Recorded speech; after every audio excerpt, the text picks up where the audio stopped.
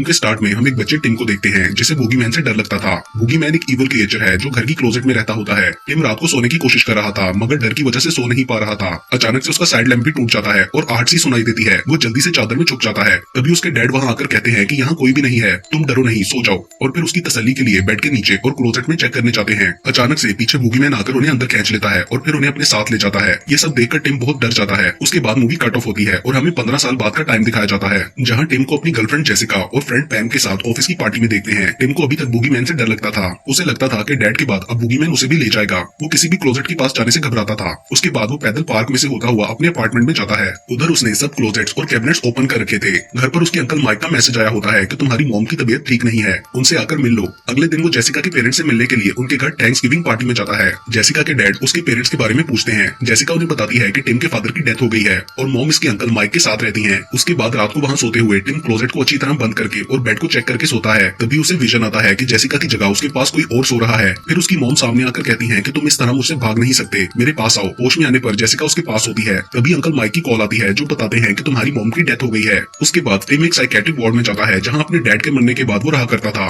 उसकी psychiatrist doctor मैथेसन उससे कहती है कि तुमने जो बचपन में देखा था वो सुपरनेचुरल नहीं था, सिर्फ तुम्हारा डर था। 15 साल तुमने यहाँ गुजारे, क्या कभी कुछ ऐसा देखा? अब तुम्हें अपने पुराने घर में एक रात गुजार के देखनी चाहिए, इससे तुम्हारा डर खत्म होगा। अचानक उसे एक रूम में से बच्ची के चीखने की आवाज आती है। वो जाकर देखता है तो वो बच्ची सीलिंग में किसी को देखकर खौफजदा हो रही थी। टिम को भी ऐसा फील होता है जैसे वहाँ कोई छुपा हुआ है। उसके बाद वो अपनी मॉम को देखने जाता है और अगली सुबह उनका फ्यूनरल अटेंड करता है। उधर उसको अपनी चाइल्डहुड फ्रेंड केट भी नजर आती है। फिर टिम अपने पुराने विक्टोरियन स्टाइल घर में वापस जाता है। रास्ते में उसकी गाड़ी से एक कौवा टकराकर मरता है जिसकी वजह से उसकी सामने से आते हुए ट्रक से टक्कर होने लगती है। टिम बहुत घबरा जाता है।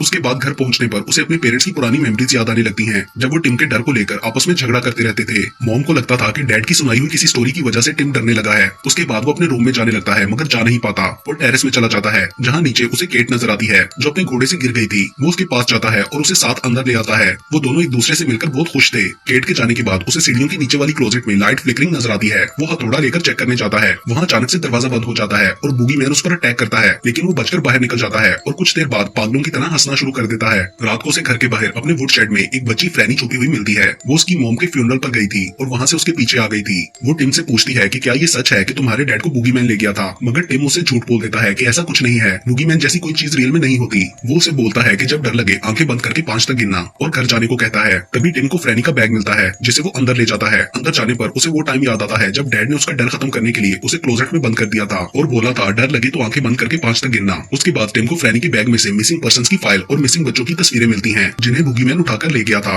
अचानक उसके पीछे से कोई गुजरता है। वो उठकर चेक करता है तो उसे उन सब मिसिंग बच्चों का विजन आता है। वो डरकर वहाँ से जाने लगता है मगर दरवाजा खोलने पर सामने जेसिका खड़ी होती है तो टिम उसे लेकर वहाँ से निकल जाता है। जेसिका उसे रात के लिए कहीं स्टे करने का बोलती है और वो लोग एक मोटल में जाते हैं। टिम बहुत ज्यादा डरा हुआ था। जेसिका उसे रिलैक्स करने की कोशिश करती है और आइस लेने के लिए भेजती है। दूसरी तरफ केट टिम को मिलने उसके घर जाती है और किसी के दरवाजा ना खोलने पर खुद ही अंदर चली जाती है। उधर टिम आइस लेकर वापस जाता है तो समझता है कि जेसिका नहा रही है, लेकिन अंदर जाने पर उसे वो नजर नहीं आती। तो वो क्लोजेट के अंदर देखने जाता है, लेकिन उधर से वो अपने घर की क्लोजेट में से निकलता है जहाँ उसके सामने केट होती है। तो वो उसे साथ लेकर वापस मोटल जाता है। केट के पूछने पर वो कहता है कि मुझे कुछ समझ नहीं आया कि क्या हो रहा है। मोटल पहुंचकर वो लोग रूम के अंदर जाते हैं मगर जेसिका अभी भी वहाँ नहीं होती, लेकिन बाथटब पर उन्हें खून का निशान नजर आता है। टिम कहता है वो उसे ले गया। वापसी पर केट कहती है कि शायद तुमने जेसिका को हर्ट किया है, लेकिन टिम गुस्से में उसे डिनाई करता है। वो खुद से बोलने लगता है कि सबने मुझे हमेशा से गलत कहा मगर मैं सही था। केट को उसकी बातों की कुछ समझ नहीं आ रही थी। अपने घर पहुंचकर केट अंदर चली जाती है तो टिम को ऊपर की खिड़की में कुछ नजर आता है तो वो भागकर जोर जोर से दरवाजा नॉक करने लगता है और केट के बाहर आने पर उससे कहता है कि वो ऊपर तुम्हारे घर में है, लेकिन केट बोलती है कि वो मेरे डैड हैं, तुम पागल हो गए हो, मैं तुम्हारी कोई मदद नहीं कर सकती, तुम घर जाओ। टिम को अभी भी लग रहा था कि वो उसके डैड नहीं थे। उसके बाद घर जाने पर उसे पार्क में दोबारा फ्रैनी नजर आती है। वो बताती है कि जब मुझे लगता है कि बूगीमैन मेरे घर में है तो मैं उससे भागकर यहाँ आ जाती हूँ। टिम मुझसे बोलता है कि मैंने झूठ बोला था,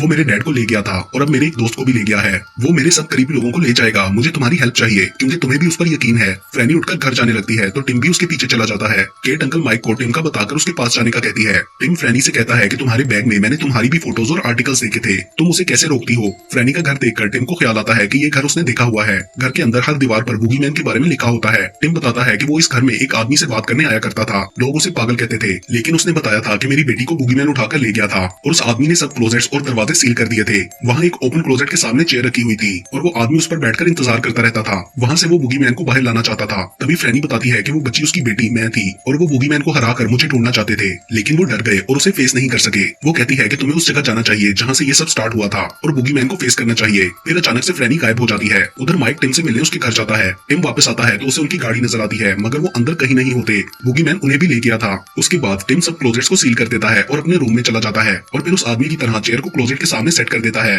तभी अचानक से उसकी लगाई गई सब सील्स खुल जाती हैं। टिम चेयर पर बैठ जाता है। फिर क्लोजेट का दरवाजा खुल जाता है और फ्रैनी उसके पीछे खड़ी होती है, जो कहती है कि वो तुम्हारा इंतजार कर रहा है। टिम क्लोजेट के अंदर चला जाता है। वहाँ से वो मोटेल रूम पहुंच जाता है जहाँ उसे बूगीमैन जेसिका को मारते हुए और ले जाते हुए नजर आता है। और टब पर वो ब्लड का निशान टिम के अपने हाथ का था, क्योंकि उसका सर दीवार पर लगने से खून निकल आया था। उसके बाद टिम को अपने घर में माइक पर अटैक करते हुए बूगीमैन नजर आता है। टिम उन्हें छुड़वाने की कोशिश करता है, मगर बूगीमैन उन्हें ले जाता है। उसके बाद टिम को केट उसके घर में दिखाई देती है, जो अपने डैड को चेक करने के लिए ऊपर जाती है, मगर बूगीमैन के पकड़ने से पहले टिम केट को उठा लेता है। अचानक से बूगीमैन केट को बेड के नीचे खींचने लगता है और टिम उसके साथ साथ वापस अपने रूम में पहुंच जाता है और फिर बूगीमैन उनके सामने आ जाता है। टिम डर को फेस करने के लिए आंखें बंद करके 5 तक गिनता है और फिर आंखें खोलकर 6 कहता है तो वहाँ कुछ भी नहीं होता। उसके बाद टिम उसकी असल कमजोरी को समझ जाता है और अपने सारे टॉयज को एक एक करके तोड़ देता है, जिनसे बूगीमैन खुद को फॉर्म देता था, और आखिरकार वो बूगीमैन को खत्म कर देता है। तब तक सुबह भी हो जाती है और टिम बहुत रिलैक्स और फ्री फील करता है। एंड के सीन में एक बच्ची क्लोजेट की तरफ देखकर डर रही होती है, जिससे हमें पता चलता है कि बूगीमैन दोबारा वापस आ गया है। और इसके साथ ही ये मूवी यहीं पर खत्म हो जाती है।